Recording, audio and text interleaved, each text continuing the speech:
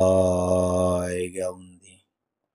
హాయిగా ఉంది.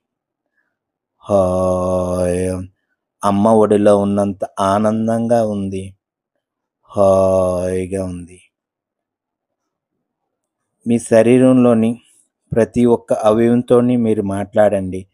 ఇప్పుడు శవాసనంలోంచి బయటకు వచ్చే క్రమంలో ఎడమ చేతిని వెనక్కి చాచి కుడి కాలును మడతపెట్టి ఎడమ పక్కకి తిరగండి. ఇది మనం ఫ్రంట్ క్యామ్‌లో తీస్తున్నాం గనక మీకు రివర్స్ కనబడుతుంది. ఎడమ చేతిని చాచాలి.